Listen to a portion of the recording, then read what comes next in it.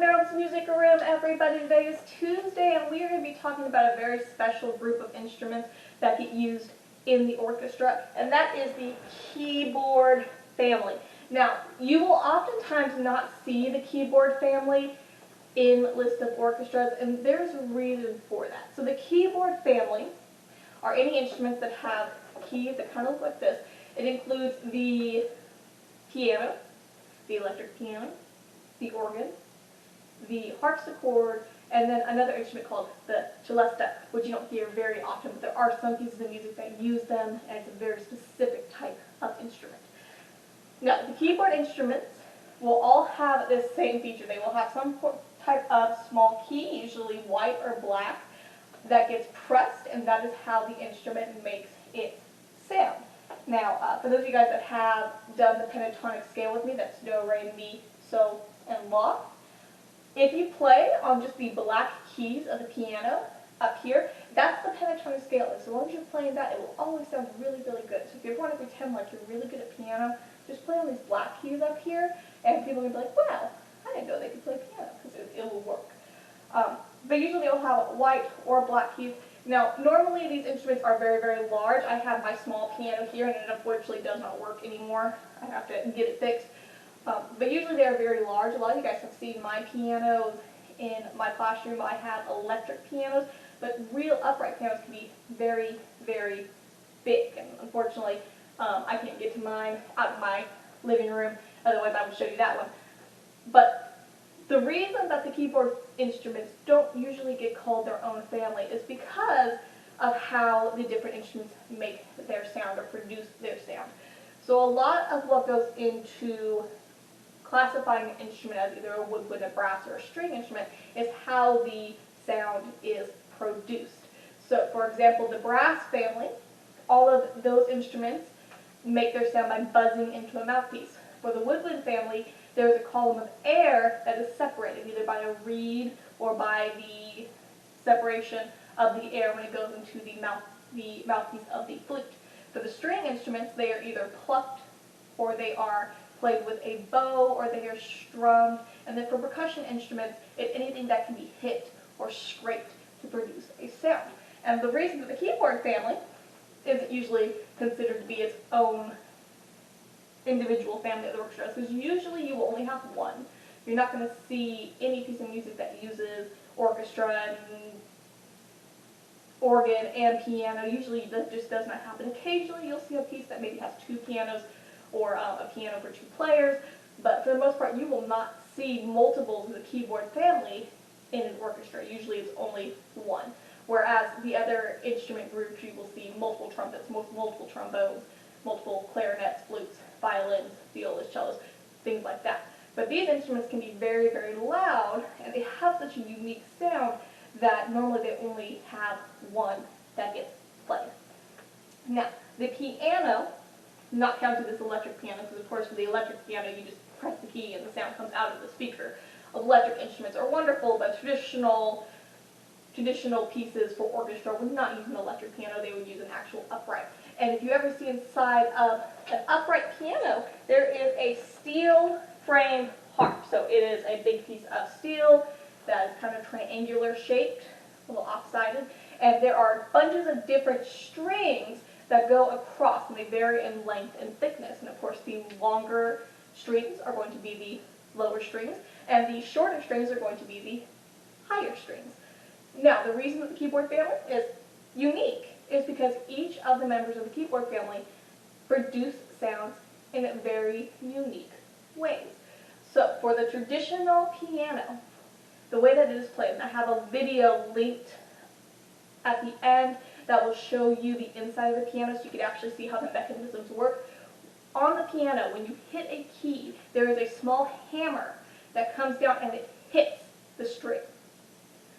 And so if we were basing how the piano makes its sound, how its sound is produced, it would actually fall into the percussion family because it produces its sound by hitting the string, which is really interesting.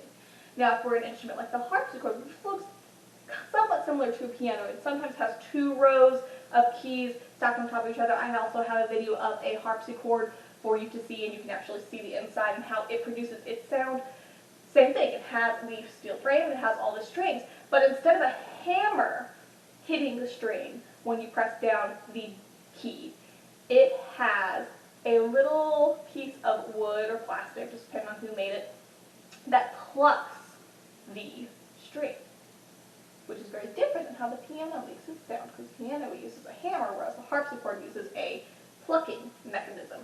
So by using how the sound is produced, the harpsichord actually falls into the string family, whereas the piano falls into the percussion family, which is very interesting.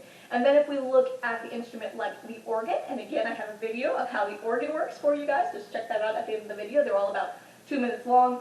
Really great example of how these instruments make their sounds and how they're constructed. An organ has a column of air that goes through thousands of series of pipes.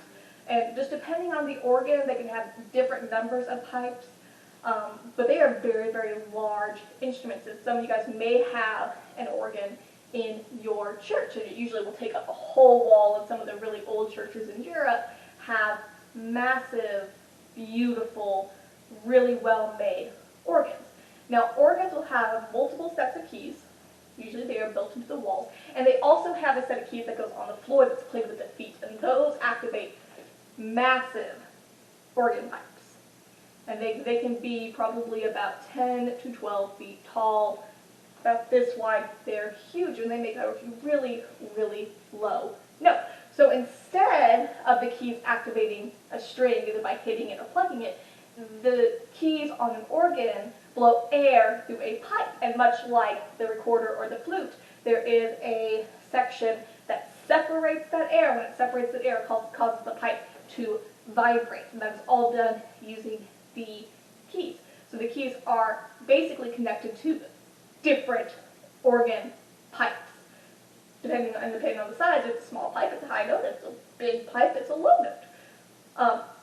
So if we look at how sound is produced on the organ, it is via a separation of the column of air through a pipe, which actually has it fall into the woodwind family, which is really cool. That's one of the cool things about these keyboard instruments, is that you have the piano, which if we just go by how sound is produced would be a percussion instrument.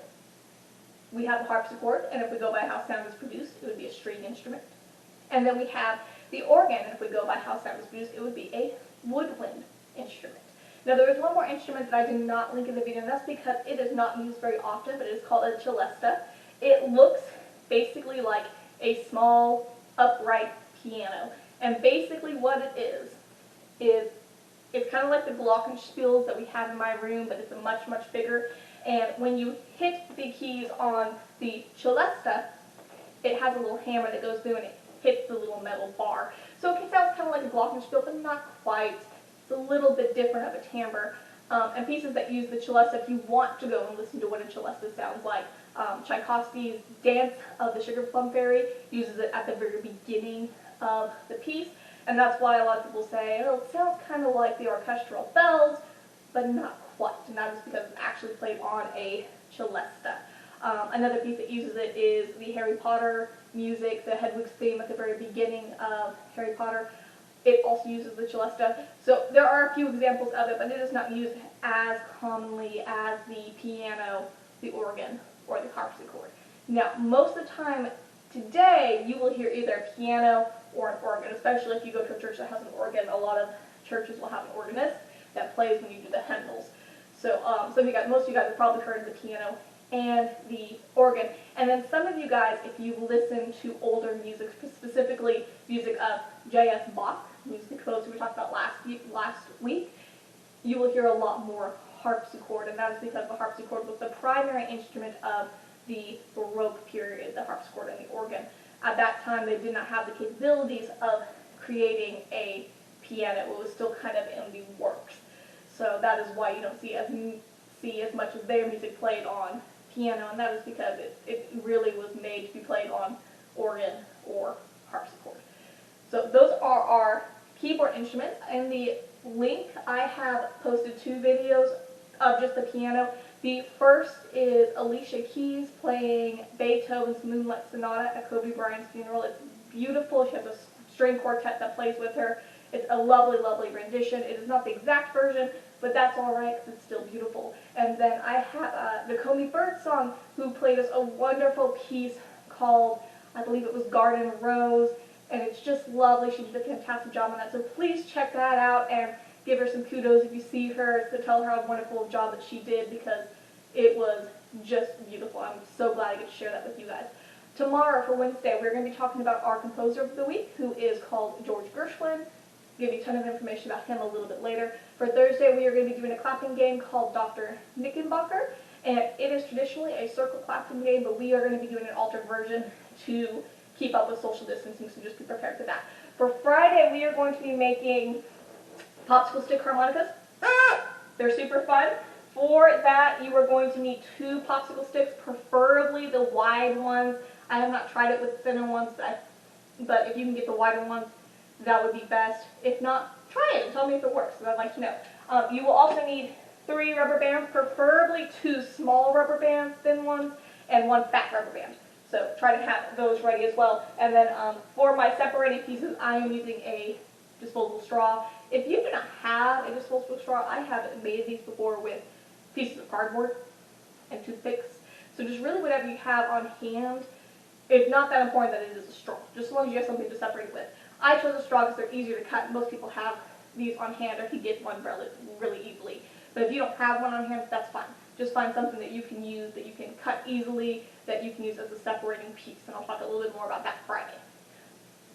Thank you guys so much. I will see you tomorrow.